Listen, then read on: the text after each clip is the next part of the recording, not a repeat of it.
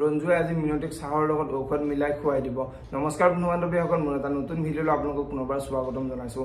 ৰংচালত সম্প্ৰচাৰিত হৈ থকা অদম্য যাত্ৰাৰ আৱেগখনৰ আজিৰ খণ্ডটি চাবলৈ বহুত বেছি ইণ্টাৰেষ্টিং হ'বলৈ গৈ আছে।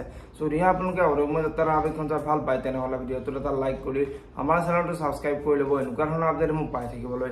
অদম্য যাত্ৰাৰ আৱেগখনৰ যোৱাটি খণ্ডত দেখিবলৈ পাইছিলে বন্তিৰ মাকে ৰঞ্জুক অনুৰ পৰীক্ষালৈ কেইদিন আছে বুলি ৰঞ্জুক সুধিছিলে আৰু তেতিয়া ৰঞ্জুৱে আৰু 4 দিন আছে বুলি বন্তিৰ মাকৰ আগত কোৱাত বন্তিৰ মাকে তেনেহ'লে আমি কামটো আজিয়েই কৰিব লাগিব বুলি ৰঞ্জুৰ আগত কৈছিলে আৰু তেতিয়া ৰঞ্জুৱে এটা টেবলেট খুৱাই দিলে শিপুৰীলৈ যোৱাৰ পৰা কোনো ৰখাব নোৱাৰে বুলি বন্তিৰ মাকৰ আগত কোৱাত বন্তিৰ মাকে আমি বাৰু কিবা ভুল কৰিছোঁ নেকি বুলি ৰঞ্জুক সুধিছিলে।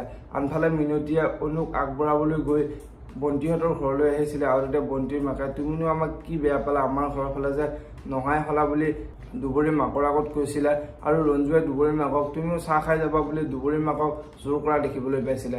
আৰু আজিৰ খণ্ডটিত দেখিবলৈ পাব ৰঞ্জুৰ পাকঘৰলৈ গৈ আজিয়ে সুবিধাটো পাইছোঁ, আজিয়ে মিনতিক ঔষধটো খুৱাই একেবাৰে শেষ কৰি দিওঁ বুলি ৰঞ্জুৱে চিন্তা কৰিব আৰু ৰঞ্জুৱে চাহৰ কাপত ঔষধটো মিলাই লৈ আহি মিনতিৰ হাতত চাহকাপ খাবলৈ তুলি দিব।